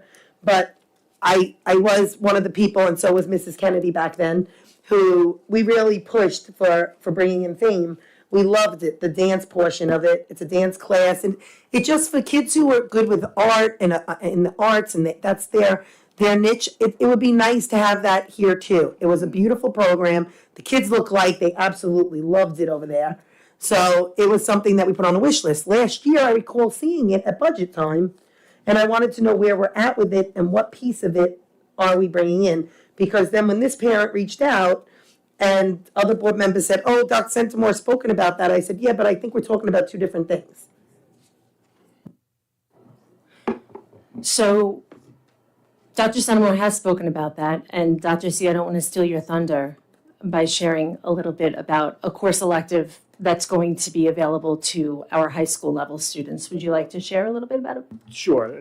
In terms of the dance piece, and this is part of the budget development process, we are looking to bring dance education into Connecticut High School. This was a conversation that I had with high school administration and curriculum when I first got here, and with our arts and music department. Everybody's on board. And so, we have to budget for the position. It may not be a full-time position to start. The high school did a survey for student interest recently in terms of dance ed, and there is a pretty good response. And so we're looking to do kind of a 1-2 punch where you have the dance for, maybe the traditional dancers, and then you kind of have that universal dance that could capture anybody. And so that's, in terms of, the fame covers a lot of pieces. This is just a dance component. Well, that's what I was wondering. What was, when we looked at the budget last year, fame was on the list of things you guys were bringing in. So maybe that was an umbrella reference to our fine arts and music education department, perhaps. This idea really came to fruition this fall. Well, because I know that me and Linda and Lee were, that's why I'm asking you. The fame, is it the same thing? That's why because the three of us had said, we want this here. When you were with us, we were like, we want this here. It was a dance class with the bar in the class. And that's what we're bringing in. Yes, So that's what I'm saying. at two levels, to It's Dr. just- Centimore's point. So Right. it is fame, it's just, we're calling it something different. So it's within that department. So sometimes we call our fine arts department Fame, Fine Arts and Music Education. Sometimes they're lumped together. But this dance program will be housed within that department, underneath that umbrella. And we are offering two levels of dance for beginners, so to speak, and dance for people who have a dance background. And we'll see how the electives fill, so long as it survives the budgetary process here. But we're really excited about the prospect of introducing something new in this regard. Can we also try to look back and see if we can do anything with sign language? I know that was something that I felt very bad when two students came up to me last year and said that they put in for the class and the class didn't fill, I think only 4 or 5 kids put in for it. And so it wasn't gonna run because it was hard to get a teacher. And I said, I felt sorry because I said, I know that we have classes with 5 kids. Not that I agree with that all the time, but I think it's nice to build this up and let's get sign language going too for our students. So we will continue to offer sign language, and as you know, as students enroll in courses, sometimes that initially makes the determination of whether or not that course will run within the high school's master schedule. But it will remain as an option for students to select, and we'll see how it fills this year. We haven't taken it off the table per se. It is, to your point, one of the hardest positions to find a candidate for. So I do know districts that have had the student numbers and they were not able to find a signed certified teacher. So we should be telling every kid that's going to college to be a teacher, learn sign language. We'll bring you in as a sign language teacher, and then you could get into the door for something else. So I just want to add to the FAM program, I think it's great that we're bringing the dance classes to Connecticut. We did get an email today from a parent community member requesting that we look into a competitive dance team that is separate and different from this. Maybe if we could look into that, we have competitive cheer. So if we could look into maybe perhaps bringing in competitive dance and seeing how that would take off. That's the parent that reached out to me and I said to email the whole board. Right. Okay, perfect. We will look into that for sure. Thank you. Okay. I will now open the floor for the I first. actually had one more thing I wanted to just bring up. Oh, sure. I'm sorry. What I wanted to just bring up, one last thing, is I wanted to talk about my expectations being here as a trustee. And I'm an alumni. I love this community, came back, and over the years, we have seen so many alumni so successful, going back to Jane Monheit, Mike Carbonaro, oh my gosh, Maura Kelly. I don't know if anybody remembers her. I'm dating myself here, but really some incredibly successful people. Most recently, one of our alumni was elected to a Supreme Court Justice for New York. I mean, it's an incredible achievement. It's amazing. So Connecticut, and really, we have such potential to produce incredible success here. And I do expect that we will do that, but I do have expectations that we're not going to just make children succeed, but excel. Really, really to excel rather than just simply passing to get by. I expect that we're going to have that so that our students can really, really reach for the stars. Their dreams can become reality. And I think it's very important that our students are encouraged to always do the best. And our teachers, our staff, whoever it is that there is encouraging them to do that, to excel. I also expect to see accountability in every single area that we have, because if we want our students to be accountable and responsible adults, it starts when they graduate. It starts with the current adults now, the people that are teaching them. It starts right at the top with them. I do also expect, and I advocated for this many years ago, safety and security. That's huge. Students, staff have to always remain safe, and I expect that will be a priority in every single building. I expect to see that. And of course, academics. When I started, I said I want to see academics at the forefront all the time to make sure our students are always learning. Math is math, science is science. That is what I expect to see. And I just think that these are the things that are most important to me, and I wanted to put that out there, that I will continue to advocate for these things throughout my tenure as trustee. It's what I got on here for, and I wanted to make it clear that I will continue to advocate for these things. These are very important. We have to set the bar high, and I expect it to be set high, and for our students to be able to be extremely successful and excel in whatever it is they choose to do. Thank you. Thank you. Okay. Anybody else? I will now open the floor to the first public comment portion of the agenda. This public comment portion is for the consent agenda items only. An additional public comment period will be held later in the evening.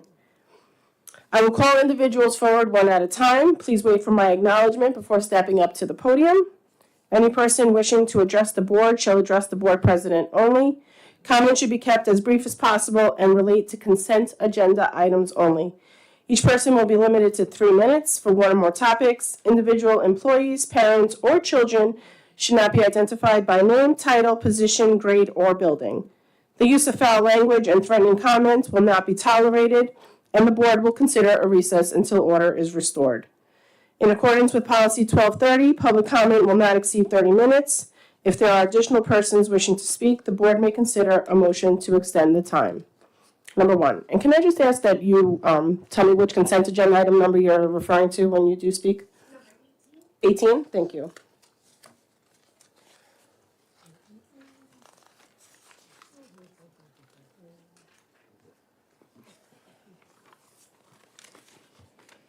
Hi, so questions about the field trip to New York City. First of all, just as a point of information, I saw that show a week and a half ago. Runtime, 2 hours, 45 minutes, solid 2 hours, 45 minutes. The bus is not leaving at 3:45. But also, I wanted to ask, after the Farmingdale Band accident, there were questions about charter buses, coach buses, and I noticed that in there is a contract for a charter bus. And it lists that at 10 o'clock there's an inspection. Is that inspection going to cover what we as a community would want to see, or will there be like a separate inspection? Like, does that 10 to 10:30 give our district enough time to look over that bus and feel confident that all the safety measures are taken and all that? Great question. Mr. Hauser? Sure. So this is our normal protocol with charter school buses has always been. Of course, there's going to be, I'll say, a heightened sense of attention to more details from our own mechanical staff in the transportation department. Typically, we take about 45 minutes to inspect the bus.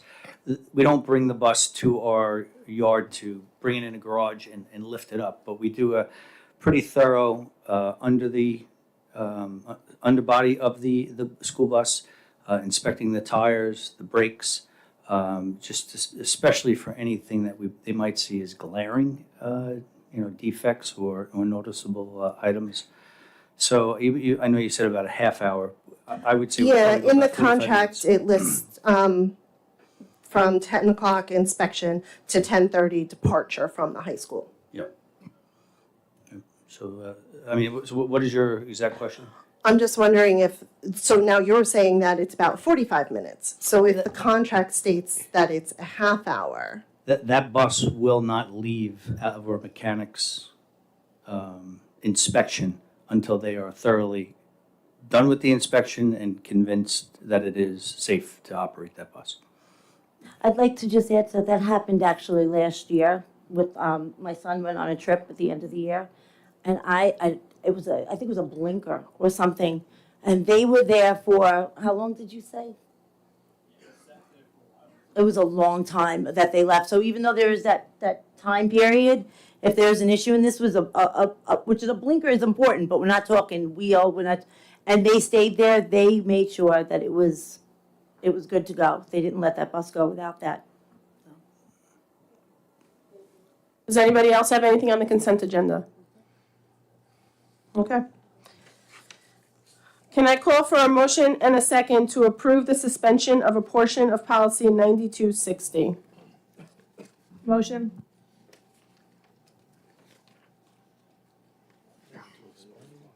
Second? Second.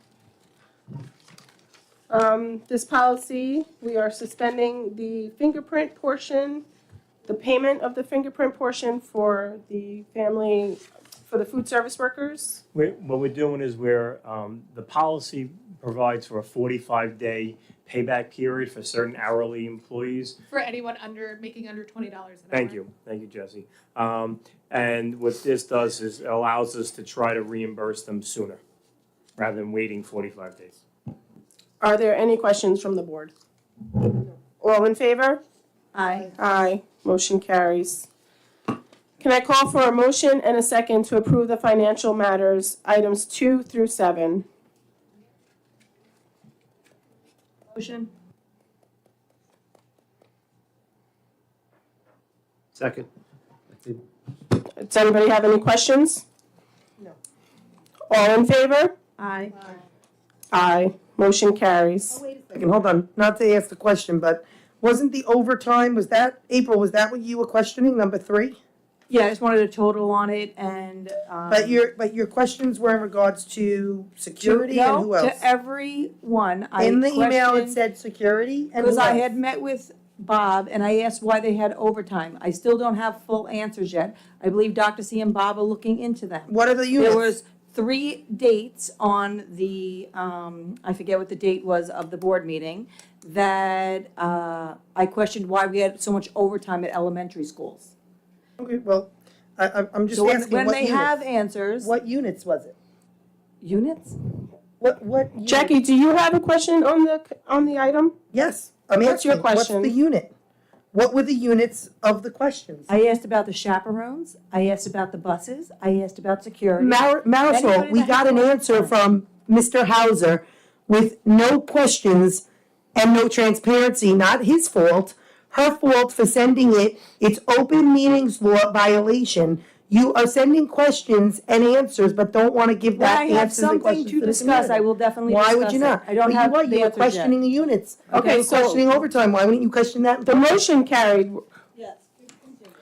We are now going to vote on. Mr. Hauser, can you please forward those questions because There were, April said she met with him personally, so the questions weren't written. She said that in the email. She met with okay, him well, personally. does she, so we just don't give transparency to anyone. No, I'm just saying that he Okay, can't now forward we you just- the questions if they Let's just don't rubber exist. stamp it. It's fine, move on. Now personnel. I believe we are separating the personnel. Yes. Okay, so we're gonna vote on non-instructional first. Can I get a motion and a Well, I'm second? pulling number 5. Yes, but we're going to approve them separately. So can I get a motion and a second to approve the non-instructional personnel item as presented? Motion.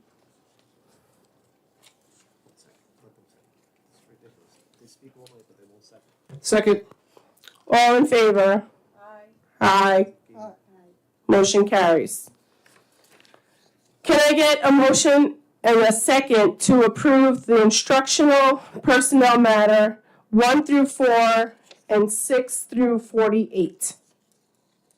Motion. Second. All in favor? Aye. Aye.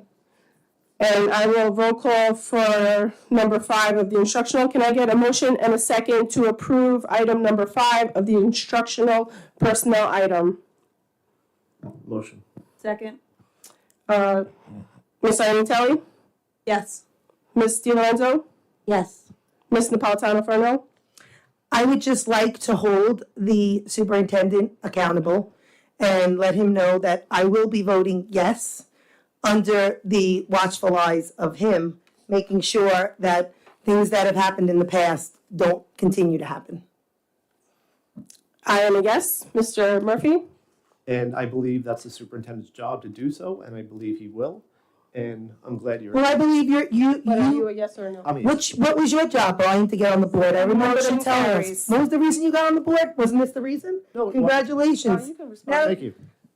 Dr. Centimore, you have? Yes, in my capacity as superintendent of the schools, I accept accountability for all staff and all that happens in the Connecticut universe. I just thank you for explaining tenure to me and how some people believe that under tenure, there's such protections that anything goes, and that's not necessarily true, and I think people need to really understand that. Tenure is about due process, but everyone is held accountable, whether you are on your first day of the job or you're in your 50th year of service, and if you're here that long, we do appreciate it. But we are all held to a high standard. We talked about standards earlier, and it starts at the top with me. I embrace that, and hopefully I set the tone. Yeah, I actually wish that the board last year, they entrusted the superintendent like they do you. I trust you, but it's really sad because last year, Miss Mallon had told me straight up that, Jackie, I don't like that we don't have transparency. I don't like that we don't have communication. But then this year, there's no Isn't it communication. amazing and how there's no things communication. change? Isn't it amazing? Yeah, the lack of it's leadership that we had amazing. last year? Oh, no, there's definitely a lack of leadership this year, Brian. Where? You barely. Okay, so we're Brian, moving what on did you just say? the consent- You just said to Marisol, nobody's saying yes. Why do I, so what, you have to turn your You little both are playing games. Every time. there's a- Brian, you both have to go- turn on your button and say something, not just be a zero. No, because- Not just be an empty suit. I speak in executive. Not just be, I I don't- know, Okay, code of conduct. okay, we are moving on. Jacqueline, you had an item you wanted to remove from the consent agenda also? Yeah, the 913, please. Okay. Can I And I call for- have a speech for that one too. Great. Can I have a motion and a second to approve items 2 through 5 and 7 through 23? Motion. Come on, Brian, do the second. Second. Any So happy to questions? hear your voice. Are there any questions from the board? No. All in favor? Aye. Aye. Can I get a motion and a second to approve item number 6 from the consent agenda? Motion. Second. Any questions? Ms. Iannatelli, how do you vote? Yes. Ms. DiLorenzo? Yes. Ms. Napolitano-Ferno? I need to say a few things. So here we are with a 913. For those who don't know what a 913 is, it's when you have to have a medical or psychological done. That's way to. It's oversimplified. So here's the thing. While I believe in making sure that our district is safe, first and foremost, not just for my own children, like some board members, but for all students, for all. We're not talking about anybody's children. Please. First of all, Marisol, I guess this is about someone's child. If you guys are giving it up, so I would be quiet if I were you I'm telling two. you not to talk So about anybody's I don't take child. orders from you, thank you. I don't take orders from you. I don't talk about people's children in public on this thing. Thank you very You've much. spoken about my All child right. 4 times. Brian, you want to go there, Brian, and really speak about what you held under the rug? Do you Yes, really tell want to me. talk about Yes, it? please. Oh, We are God. not. We are not. So let's move on. Code of conduct, Brian. Come on, April. Code of conduct. So Never let's said those words. You let's screamed them. earlier. let's be very clear on something. A 913 for a teacher or staff member is something that we should not just make like it's no big deal. So my feelings are I can't vote on this. The reason I can't vote on this at the moment is because I personally am disgusted at the lack of transparency and the lack of communication that the board president and I told the super this, he understood. I am not for us hiding things because of who is involved. Okay? If it's my child, well, I've been on Channel 12 News. I've been on the front page of Newsday. My kids have been on there. I don't agree with it. But what I will say is when I look into something, it's not just for my child. I would never say I want my child taken out of somewhere or something and then leave everybody else and say that things are okay or not okay. If you want to do a 913, I would be for it. I would be for it because if you're okay medically or psychologically, it's going to be found out and boom, whatever the case may be. But I cannot vote yes to a 913 that has shady business being done behind the scenes and shady behavior. The shady behavior. No, what I said was, and I'll say it again, asked for the Dr. 913. Centimore, what did I say on the phone? Dr. Centimore, I called you up and said, what are you doing behind the scenes? What are we doing here, April? What are we doing here? It's about all kids, not just our kids. 913. It's about all kids, not just our kids.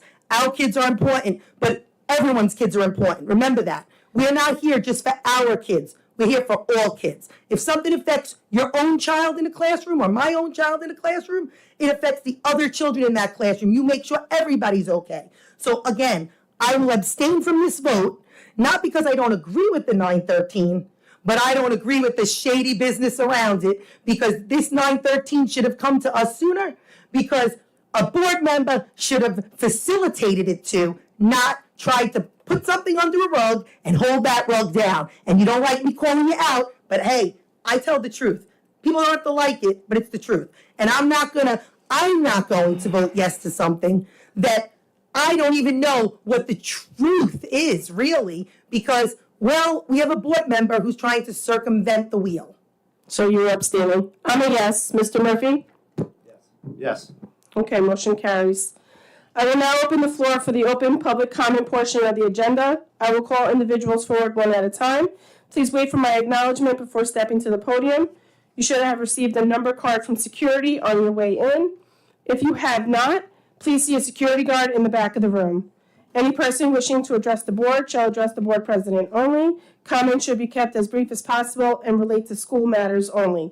Each person will be limited to 3 minutes for one or more topics. Individual employees, parents, or children should not be identified by name, title, position, grade, or building.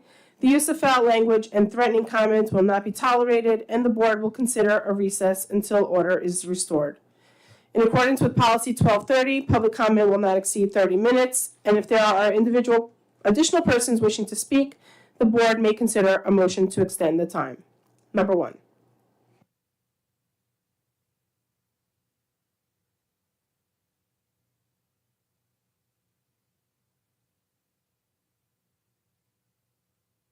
You just have to press the button. Okay. Before we get to the meat and potatoes, in my impression, let's just first share with the board. I would like the board to review bus video from October 3rd, October 6th. I would like the board to then address it, please, to the community. This is the bus that goes for OBMS through the Regency development. It has come to my attention in central office meeting. Clearly, there was an issue, so severe that they contacted the nurse and said if there's any respiratory issues due to malfunction of busing, let us know. This was straight from our administration. That being said, we didn't find it necessary, though, to contact parents to have a list of what those children may be suffering from. I could go on and on. The nurse was contacted by me personally. The nurse refused to answer. There is no transparency. There is such a lack of transparency, and that rug being held down, for sure. To sit in a central office meeting and actually be looked at and said, you did know. We told you. No. Open government clearly says parents view the video. If you have to change something in the video because of privacy that we hide behind, there is no FOIL in this district. If that is the case, you contact the parent. You don't just say, yeah, we saw your child, we'll have the person in, we'll have the union member in, we'll take care of it. That's not a transaction of information so I can educate my child and so can other parents.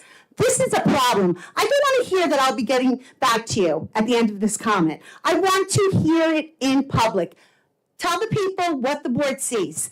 And I encourage for you to kindly, if you see an issue, if you see an issue on the 3rd and the 6th, I encourage you to continue your investigation. That being said, on another note, my comments about children being, the board knows the retaliation is real. I'm here to tell you it's real. And I'm ready. Bring it. I'm ready. You had regular ed parents come up here, 504 IEP. It's not people who forget. These are people who are educators that are trying to get grades in by a certain time, to run the school because they have administration that's untenured. I can go on and on about the experiences of these children, but I don't know if everyone feels what we feel as parents. I am not going anywhere. I am here. We talk about FOIL. There is no FOIL. Enough with this hiding behind privacy. Do I know who's in my child's classes? Yes. Do I know who his educator is? Yes. Enough. Open government says we have rights. This district just really wants us to fight our fight outside of the district. Very sad. I encourage parents of the community to continue getting in touch with Jill from SEPTA President, and we continue our mission. Enough is enough. Please have the board tell me how they're gonna show quality control when it comes to 504s. When was the last time a teacher had a 931? I just need you to or a wrap 30 it up, I'm sorry. No problem. When was the last time a teacher had a 3028? Children are failing their classes because they're not getting their accommodations. Sad. We talk about, I see board members talking when I'm up here behind folders or going like this when a board member gives me a chance to speak. You know who you are. I know who you are. The retaliation is real. And I'm going to tell you right now, I'm not going anywhere once again. Thank you. And actually, I don't know the episode that you're speaking about from the bus. This is the first I'm hearing of it, but I would like an update from Dr. Senamore and Dr. Hauser on that incident. And can you please, the next board meeting, tell the community what your findings are, along with how we're going to have quality control and assurance of we're going to hold educators accountable to laws? Absolutely. Because our children are directly related. Our children's rights are being violated. Don't sit up here. Those children that got awards, God bless them. What about the rest? What about the ones that are so depressed they can't participate in these extracurricular activities? It's time to wake up. Not everybody, but there's a lot of evil. Evil is the word I'm going to use, not even cruelty anymore. I've had enough.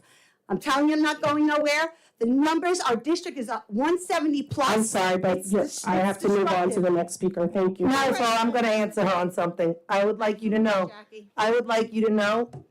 that if anyone, and I do mean anyone, retaliates against you, Oh, it has happened. please reach out to me. I will meet you privately and speak to you, and then I will go Police to have the been to doc- involved, and I will. I will go to Dr. Sentimore myself.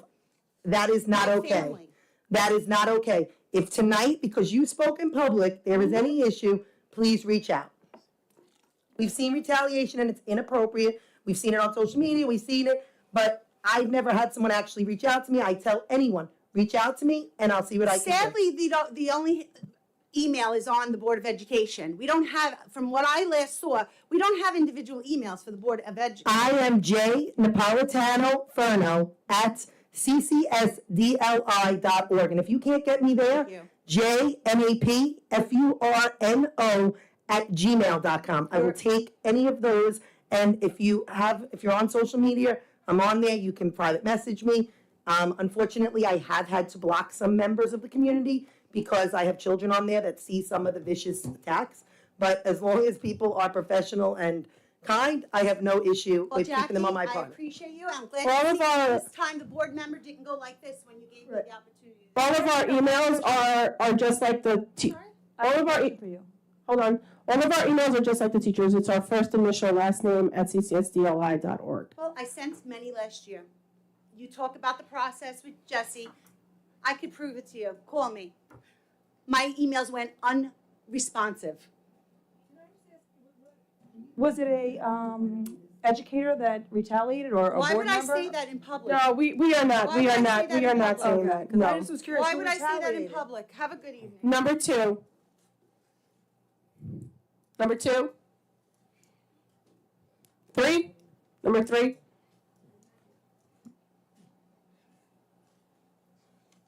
Good evening. Obviously, math hasn't changed, not since I took it, but the children are having problems. I don't know if it's the way it's presented or the way they organize it. It's certainly different than the way I took math. When I took math, it was algebra, and then geometry, and then trigonometry, and then advanced algebra, and then you took calculus 1, calculus 2. But they have it a little different order, but it's still math. What is the problem that our children are having such difficulty that so many people are going to tutors? It's a great question. The way math is done today is different from how most of the adults did it. And so one of the frustrations that we're dealing with as educators is the fact that this is the one subject area that parents are having a hard time, helping their kids, because you still get to the same answer, but the approach is different. And so that's how all districts kind of align to the state standards with this. So this is a component of the frustration. Is that how I did math growing up? You did math growing up. We may get to the same answer, but the process is very different. Ms. Poppy, if you want to speak with more mathematical clarity on that. I would concur with what you shared. It's really about the approach that we use in our classroom. I agree with you, math is math, and it's the way in which we teach students they can arrive at an answer, right? So there are different strategies that they can use. And this particular program and our state standards require that students have exposure to a lot of different types of approaches. And that may be a method that's different from what I experienced in school, from what you experienced from school. And so it's going to take some time, I think, for all of us to kind of be more confident in terms of, what works best for students, how the resource that we have best suits students' needs. And we're working through that right now. But the feedback is the most important piece along the way. I have to rely upon that whatever method you're using now is better, but it seems that it's not. Years ago, and this goes back a while, I had 3 children that went through this system. My daughter came home. She didn't understand what the teacher told her. She stayed after school, asked the teacher. She still didn't understand it. She came home crying. I said, let's sit down to dinner and let me look at the problem. I said, show me what you have to do. She said, these 10 problems. I said, okay, fine. I'm going to do one for you. And I said, then you do the second problem. So I did the first problem for her. The book that they was using at that time had answers in the back. So she did the second problem, and she said, I got the same answer as the book. I said, fine. Now do the other 8 problems. Thank God she had one of the teachers that collected homework. The teacher collected homework and looked at her steps, and she said, who taught you how to do this? And this was frightening. She said, my father. She said, it's correct. But when you get this problem on the regions, use every step. But don't show any of the children in the class how you solve these problems. So what can I say? I don't have an answer. I hope your method is better. I know now they put a lot of numbers in boxes. Okay? I don't know what that gets you. Years ago, the grocery man did it on a paper bag with a pencil and didn't have any boxes, and it worked. Okay, I don't know the answers either. Have a good night, and happy holiday to all. Thank you, Ed. Happy holidays. Thank you. Number 4.